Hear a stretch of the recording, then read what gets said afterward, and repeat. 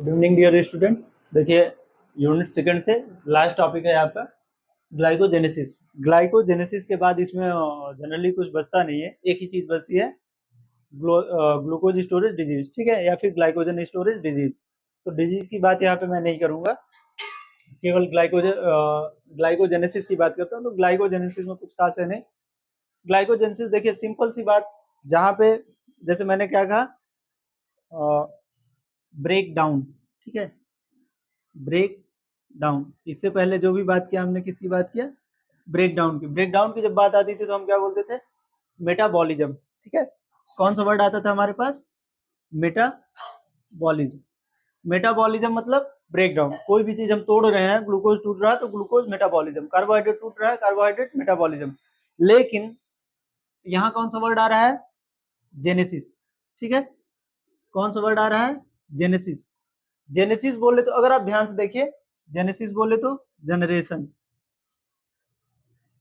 Genesis बोले तो generation, generation मतलब उद्भव, किसी भी चीज का उद्गम, कोई भी चीज बन रहा है, ठीक है ना। तो यहाँ पे क्या हो रहा है, ग्लाइकोजेनेसिस मतलब ग्लाइको, दो वर्ड है इसमें, दो वर्ड आ रहे हैं या नहीं। पहला आपका क्या आ रहा है, ग्लाइको, दूसरा जेनेसिस, ठीक, सिंपल सा। ग्लाइको फॉर ग्लाइकोजन, ठीक है ना, इसमें कोई दिक्कत। Glyco for glycogen, genesis for generation, ठीक है, genesis for generation means generation of glycogen, formation of glycogen. Generation of glycogen अगर हम बोल सकते हैं तो इसको ये भी तो बोल सकते हैं, फॉर्मेशन ऑफ ग्लाइकोजन, बोल सकते हैं या नहीं। तो जब ग्लाइकोजेनेसिस की बात करते हैं तो सिंपल सी बात है, हम क्या करते हैं, जनरेशन ऑफ ग्लाइकोजन या फिर फॉर्मेशन ऑफ ग्लाइकोजन। अब बात करते हैं कि ये ग्लाइकोजन जो बन रहा है, जो ग्लाइकोजन की जनरेशन हो रही है, जनरेशन होती कैसे है, ठीक है, इसी पे देखते हैं। देखिए पहला ही लाइन मैंने जो इसमें लिखा कि it is a process by which glycogen is form from glucose.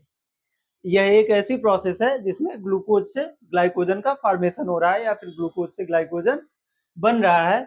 Glycogen is synthesized accordingly as demand of energy. हमारी बॉडी में उतना ही ग्लाइकोजन बनता है जितना हमें एनर्जी की जरूरत होती है।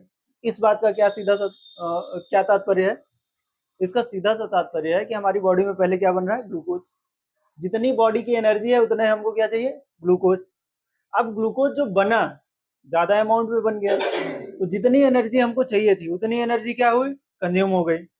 बचा हुआ जो ग्लूकोज है वो क्या कर रहा है, क्या कर रहा है, ग्लाइकोजन का फॉर्मेशन कर रहा है। इसीलिए यहाँ पे क्या कर रहा है, glycogen is synthesized according as much demand of the energy. Body में जितनी एनर्जी की डिमांड है उसके हिसाब से अगर ग्लूकोज की मात्रा बढ़ रही है तो बढ़ी हुई मात्रा क्या बनाएगी आपकी, ग्लाइकोजन, ठीक है, बड़ी हुई मात्रा क्या बनाएगी, ग्लाइकोजन। तो ग्लाइकोजन का फॉर्मेशन जब ग्लूकोज से हो रहा है तो इस प्रोसेस को हम क्या बोलते हैं, ग्लाइकोजेनेसिस। सिंपल सी बात है, जब डिफिनेशन की बात आए ग्लाइकोजेनेसिस क्या है, आप डायरेक्टली बोल सकते हैं glycogenesis is the process of generation of glucogen, glycogen from glucose, ठीक है। सेकेंड मैंने इसमें क्या लिखा, there is sufficient amount of insulin, if there is sufficient amount of insulin in the body, अगर हमारी बॉडी में सफिशियंट अमाउंट में इंसुलिन प्रेजेंट है, excess glucose will not be used and will be stored in the form of glycogen. अगर insulin हमारी body में sufficient amount में present है, excess glucose will not be used and will be stored in the form of glycogen. ज्यादा से ज्यादा glucose क्या होगा, एक्सेस अमाउंट जो ग्लूकोज का होगा, जितनी हमको एनर्जी चाहिए उतनी तो यूज हो जाएगी। जो एक्सेस अमाउंट है, जो बचा हुआ ग्लूकोज का अमाउंट है, वो क्या होगा, यूज नहीं किया जाएगा। और जब यूज नहीं किया जाएगा तो ये ग्लाइकोजन के फॉर्म में स्टोर हो जाएगा। अगर हमारी बॉडी में ठीक ठाक अमाउंट में, जितनी अमाउंट है हमें, जितनी रिक्वायरमेंट है उतनी अमाउंट में इंसुलिन प्रेजेंट है, तो इंसुलिन उतने ही ग्लूकोज का यूज करेगा जितने ग्लूकोज की हमें जरूरत है। और बचा हुआ ग्लूकोज क्या होगा, एक्सेस अमाउंट जो है ग्लूकोज का, जो बचा हुआ अमाउंट है ग्लूकोज का, वो क्या होगा, वो स्टोर हो जाएगा इन द फॉर्म ऑफ ग्लाइकोजन। तो इस तरह से ग्लाइकोजन बन जाता है। अब इसके बाद इसका एक छोटा सा पाथवे है, उसी पाथवे की बात करते हैं, बाकी इसमें कुछ खास है नहीं, ठीक है। तो जब पाथवे की बात करते हैं तो इसका जो पाथवे देखिए, the pathway of glycolysis include series of reactions और स्टेप्स। इसमें कई सारे रिएक्शंस या स्टेप्स होते हैं। इन्हीं रिएक्शंस या स्टेप्स की बात करने वाले हैं। कितने स्टेप्स होते हैं? जो स्टेप्स है यही ग्लाइकोजन फॉर्मेशन का रिजल्ट देते हैं, फिर ग्लाइकोजन फॉर्मेशन करते हैं। और फॉर्मेशन ये होता क्या है? Cytoplasm of liver and cells of the muscles, muscle cells में और लीवर साइटोप्लाज्म में, दो ही जगह पे ये फॉर्मेशन होता है। किसका फॉर्मेशन होता है? ग्लाइकोजन का। अब इसमें जो स्टेप्स हैं, स्टेप्स की अगर बात की जाए तो पहला स्टेप आपका आ जाता है ग्लूकोज फास्फोराइलेशन। ठीक है, फर्स्ट स्टेप ग्लूकोज फास्फोराइलेशन, मतलब ग्लूकोज जो है वो टूटता है इन द प्रेजेंस ऑफ हेक्सोकाइनेज और ग्लूकोकाइनेज। ग्लूकोज टूटेगा या फिर कन्वर्ट होगा इन द प्रेजेंस ऑफ हेक्सोकाइनेज या फिर ग्लूकोकाइनेज।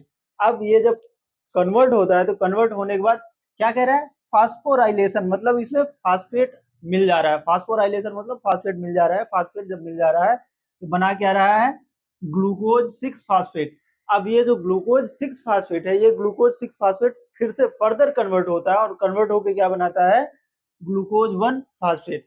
ठीक है, ग्लूकोज 6 फास्फेट कन्वर्ट होता है, ग्लूकोज 1 फास्फेट बनाता है। अब ग्लूकोज 1 फास्फेट जो बना है इसमें यूटीपी, यूरिडीन ट्राइफास्फेट अटैच होता है। ठीक है, यूरिडीन ट्राइफास्फेट अटैच होता है। अटैच होने के बाद ग्लूकोज 1 फास्फेट बनता है। ठीक, अब ये ग्लूकोज 1 फास्फेट जो बन रहा है ये यूडीपी से अटैच होता है और ग्लाइकोजन प्राइमर से अटैच होता है। ग्लाइकोजन प्राइमर और यूडीपी से अटैच होने के बाद ये क्या बनाता है? Glycogen synthase. ठीक है, अब ग्लाइकोजन सिंथेज जो आपका बनता है, सिंथेसिस होती है इसकी और ग्लाइकोजन को सिंथेसाइज करता है। इन the presence of glycogen synthesis of glycogen, यहाँ पे ग्लाइकोजन की सिंथेसिस हो जाती है। अब जब ग्लाइकोजन की सिंथेसिस हो जाती है तो इसके बाद इसकी ग्लाइकोजन की दो ब्रांचेस बनती हैं, 1,4 ग्लाइकोजन एंड 1,6 ग्लाइकोजन। ठीक है, इतना इसका स्टेप्स हो जाता है। आइए फर्दर इसके स्टेप्स का एक पाथवे बनाते हैं, पाथवे बना के देखते हैं। ठीक है, ठीक है। तो जब इसके पाथवे की बात करते हैं, देखिए पाथवे में पहले स्टेप में क्या है? हमारी सेल में ग्लूकोज प्रेजेंट है, हम बॉडी में ग्लूकोज बन रहा है। अब ये जो ग्लूकोज है, glucose hexokinase and glucokinase enzyme के थ्रू, हेक्सोकाइनेज और ग्लूकोकाइनेज, एचकेजी के मैंने लिखा है, इसके थ्रू क्या हो रहा है? कन्वर्ट हो रहा है, इसको फास्फोराइलेशन हो रहा है, मतलब इसमें फास्फेट मिक्स हो रहा है, फास्फोराइलेशन हो रहा है, इसमें फास्फेट जुड़ने वाला है। फास्फेट जुड़ जा रहा है और जुड़ने के बाद क्या बनाता है? Glucose 6 phosphate. अब जब ग्लूकोज 6 फास्फेट बन जाता है तो इस पे फिर से एक एंजाइम वर्क करता है, फास्फोग्लूकोम्यूटेज। ठीक है, फास्फोग्लूकोम्यूटेज जब इसमें वर्क करता है तो फास्फोग्लूकोम्यूटेज के वर्क करने के बाद, फास्फोग्लूकोम्यूटेज के बाद ये बनाता है ग्लूकोज 1 फास्फेट। ठीक है, अब ग्लूकोज 1 फास्फेट तक तो बन गया। ग्लूकोज 1 फास्फेट बनने के बाद नेक्स्ट जो रिएक्शन है उसके लिए इसको एंजाइम की जरूरत होती है। इसमें जो एंजाइम वर्क करता है यूडीपी ग्लूकोज पायरोफास्फोराइलेज। ठीक है, यूडीपी ग्लूकोज पायरोफास्फोराइलेज। पायरोफास्फोराइलेज के अलावा इसके ये एक काम और करता है, यूडीपी का यूटिलाइजेशन करता है, यूडीपी का यूज करता है और यूडीपी का यूज करके ये प्राइमर बनाता है। ठीक है, ग्लूकोज प्राइमर या फिर फास्फेट प्राइमर आप बोल सकते हो, प्राइमर बनाता है। अब प्राइमर बनाने के बाद इधर तो ये यूडीपी से प्राइमर बना दे रहा है और दूसरी तरफ ये इस एंजाइम का भी यूज कर रहा है, यूडीपी ग्लूकोज पायरोफास्फोराइलेज। ठीक है, इसका यूज करने के बाद ये बनाता है यहाँ पे आपका यूडीपी, यूरिडीन डाइफास्फेट ग्लूकोज। ठीक है, यूडीपी ग्लूकोज बनाता है और जब ये यूडीपी ग्लूकोज बनाता है तो आपका बना हुआ यूडीपी ग्लूकोज ग्लाइकोजेनिन से अटैच होता है। ठीक है, ग्लाइकोजेनिन के साथ ये जुड़ता है और ग्लाइकोजेनिन के साथ जुड़ करके ये बनाता क्या है? Glycogen primer. अब ये ग्लाइकोजन प्राइमर जो है ये यूटिलाइज होता है फर्दर रिएक्शन के लिए और यूटिलाइज करने के बाद ये भी बनाता है क्या? यूडीपी, बाई प्रोडक्ट देता है as UDP.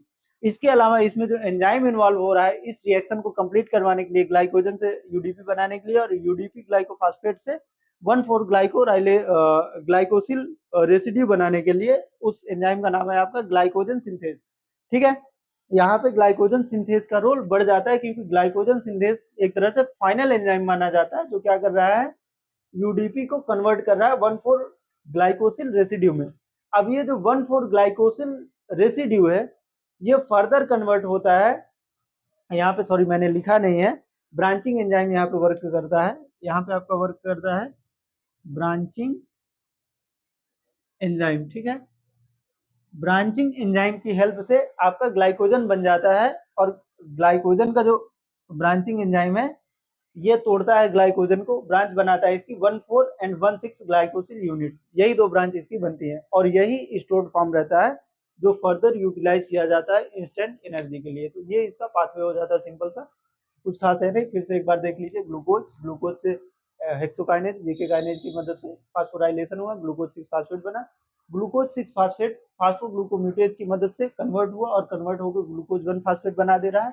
Glucose 1 phosphate in the presence of UDP glucopyrophosphorylase UTP का यूज करता है और यूटीपी का यूज करके प्राइमर बनाता है। प्राइमर बनने के बाद आपका जो ग्लूकोज 1 फास्फेट है ये कन्वर्ट होकर uridine phospho uridine phosphate glucose बनाता है। ठीक है, यूरिडीन फास्फेट ग्लूकोज आपका जो है ये ग्लाइकोजेनिन से मिक्स होता है। ग्लाइकोजेनिन से मिक्स होने के बाद या ग्लाइकोजेनिन के साथ रिएक्ट करके ग्लाइकोजन प्राइमर बनाता है। अब इस ग्लाइकोजन प्राइमर का फर्दर यूटिलाइजेशन होता है और यूडीपी मिलता है। यहाँ पे ग्लाइकोजन सिंथेज एंजाइम वर्क करता है। Glycogen synthase enzyme 1,4 glycosyl residue बनाता है। ठीक है, और ये जो 1,4 ग्लाइकोसिल रेसिड्यू है एक इंटरमीडिएट रिएक्शन है इसके लिए। इसमें ब्रांचिंग एंजाइम वर्क करता है और ब्रांचिंग एंजाइम वर्क करके ग्लाइकोजन की 2 ब्रांचेस बना देता है, 1,4 एंड 1,6 ग्लाइकोसिल यूनिट्स। ये सिंपल सा। ठीक है, अब इतना तो सेकेंड यूनिट का हो गया। इसके बाद नेक्स्ट फर्दर हम थर्ड यूनिट की बात करेंगे। बाकी वीडियो आपको अच्छा लग रहा हो तो आप लाइक शेयर एंड सब्सक्राइब जरूर कीजिएगा। Thank you.